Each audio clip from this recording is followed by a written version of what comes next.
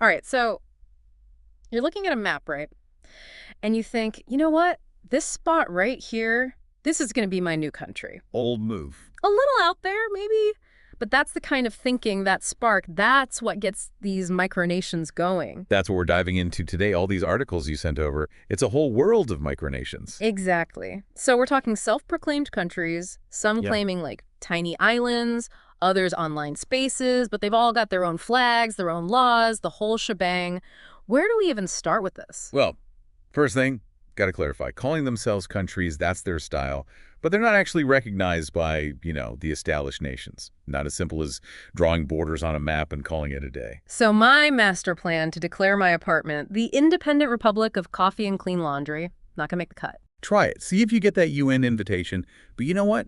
That playful energy, that's a lot of what micronations are about. That's what struck me too, reading through all this. It's a wild mix. Serious politics, art projects, people just wanting to escape, even some get-rich-quick schemes, all under this banner of, we're our own country, deal with it. Exactly. And to get this whole micronation thing, got to understand those different motivations. That's key. Let's get to it then. What are the big reasons, based on these articles, why start a micronation? Why go through the whole song and dance? So some folks, they're serious about political experiments, right? Yeah. Micronations are like their testing ground, new ways of governing. Like the Kingdom of Enclava, they're all about rethinking citizenship, but for the digital age. Yeah. Just interesting. Building a mini society from the ground up that comes with its own set of challenges, doesn't it? What are some of the things they struggle with in trying to build a functioning community? $1 million question right there. And it's something they're always wrestling with. Mm. How do you even define citizenship? When your nation mostly exists online, how do you balance that individual freedom with, like, responsibility to the group in such a new, uncharted territory? But just asking those questions, even without all the answers, that's what makes micronations so fascinating. Holding a mirror up to the systems we have, like, hey, what if we did it this way instead? Exactly. Then you've got the protest micronations. Take the Republic of Molossia. They're all about rebellion, even if it's small scale, against the norms, Bureaucracy, traditional power, they poke fun at it all, embrace a little playful anarchy. Social commentary, but with its own constitution. Probably some wacky holidays thrown in for good measure, I'm guessing. Speaking of pushing boundaries, some of these artistic micronations in the articles really caught my eye. Yeah, like Elgaland Vargaland, claiming all physical borders as their territory and the deceased as citizens. What does that say about what it means to belong when a micronation can be something as abstract as death or as ever-present as a border? It's wild. It makes you think, kind of brilliant, all at the same time.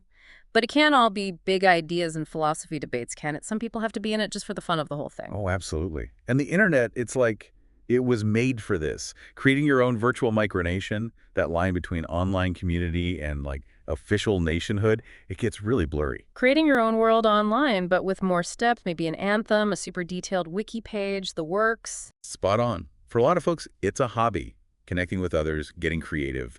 But then there's the money angle. Some folks try to use micronations for economic reasons, like setting up tax havens, launching new currencies. That was in the back of my mind, too. It sounds like a long shot, though. Anyone actually pull that off? Like real money from their micronation. There have been attempts, the global country world peace comes to mind, but actually making it work financially, long-term, it's incredibly rare.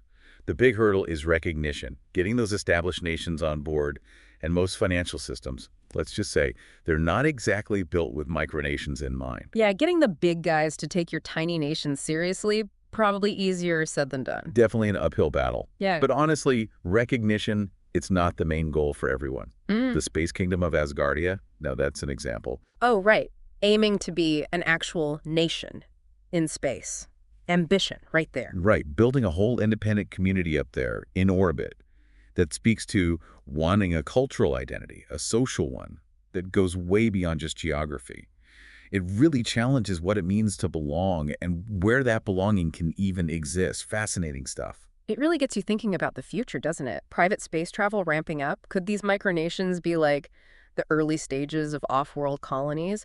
But back here on Earth, you mentioned some DO get a decent amount of recognition, surprisingly. How do they pull that off, getting themselves on the radar? Yeah, there's no magic formula, but a few things seem to work. One classic, attract the media, get people talking, more buzz, more likely folks take notice, even if it's just What is this? Curiosity. And you can't get much splashier than, what, claiming your own country on an abandoned seafort, right? Exactly. The Principalities Sea Land, textbook example. Location alone, it's a journalist's dream. But they've played it smart too, using legal loopholes, getting into these international disputes, all to make their claims seem more solid. Keeps them in the news cycle. And that's huge. Do you have an example? It's easy to say legal loopholes, but actually pulling it off. So, 1970s, there was this incident, shots fired at a ship, getting too close to Sealand, and they end up detaining the captain, and it blows up into this whole thing, back and forth. Did Sealand even have the right to do that? Never fully resolved, but it put them on the map, this micronation, willing to fight for their, well, sovereignty in their eyes anyway. Wow, not afraid of a little legal battle. That's bold. But then you've got places like Molossia, totally different vibe, more diplomatic, you could say. Totally. Molossia, they're all about micronational diplomacy. It's a whole thing. Building their own strong community, that's key. But also reaching out to other micronations. Recognition, collaboration, the whole bit. Summits, cultural exchanges. They even have their system of treaties, alliances. It's wild. Like a tiny United Nations, but with, I don't know, even smaller summits and snacks. Exactly. It's fascinating how they build legitimacy within their own little world. Might not get them on a world map, but it shows they're serious about connection, cooperation, even at that scale. Definitely a different approach to, I guess, nation building, that's for sure. And then there's the micronations that just lean into the fun of it all, like the Conch Republic. Oh, classic. Famous for seceding from the U.S. in protest of a traffic jam.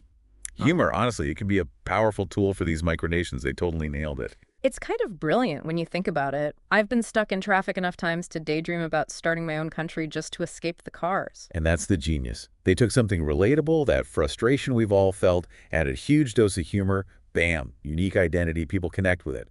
Passports, elections that are totally tongue-in-cheek, they even have a navy, all in good fun, obviously. And it's turned into this whole tourist destination. They took not being a real country and made it their brand. Exactly. Proves there's no single path to success, if you can even call it that, in the micronation world. Media, community, or just making people smile. Different goals, different strategies. But even if they never make it onto those maps, even if the passports are just for fun, are they really just elaborate hobbies? Or is there more to it, something deeper going on? That's what I'm wondering, too. What do these little nations, these self-made sovereignties, tell us about ourselves, our relationship with the wider world? That's the good stuff, because even if they're mostly symbolic, micronations give us this really unique angle to look at human nature, what we want, what we worry about. Like just the ACT of making a micronation, even in your backyard, shows this deep need for autonomy, you know? It makes total sense, especially these days, right? World feels kind of crazy, unpredictable. You just want to make your own little space, set some rules, even if it's just your corner of the world. Exactly. That urge, it's human, to have control, to try new ways of living, being. But it's bigger than just us as individuals, too. Micronations, they make us really look at this idea of a nation, of what's real. Why are some countries legit, others just a joke? Who gets to decide that, and what are the rules even based on? Like they're pushing on those big systems, finding the weak spots, the inconsistencies. Right. Challenging us to imagine different ways of governing, of belonging. Do you need tons of land, millions of people to be legit? What about a nation that's all eligible, connected by shared beliefs, online interactions, that whole world? It's like a sneak peek into the future, isn't it? Online communities, virtual reality, all that's getting so immersive, so intertwined with how we live now. And that's why micronations are so interesting to study. They might not be real in the way we usually think, like on a map at the UN, but the things they reflect, those are real. Desires, anxieties, possibilities for how we connect with each other, organize ourselves. So not just about quirky flags and someone declaring themselves president. Not even close. At the heart of it, micronations, they're tapping into that core human stuff. Belonging, wanting control, finding your people, even if you got to build the whole thing from scratch. This has been fascinating. Right. Micronations, way more than just a weird news story, huh? It's about identity, community, belonging, all that, but for the 21st century, and that's pretty cool to think about. Couldn't have said it better myself. So, to everyone listening, here's something to ponder. If you started your own micronation, what would it be? Values, what makes it special, the whole deal. Something to chew on, maybe it'll even inspire you to check out the world of micronations yourself. Until next time, happy exploring.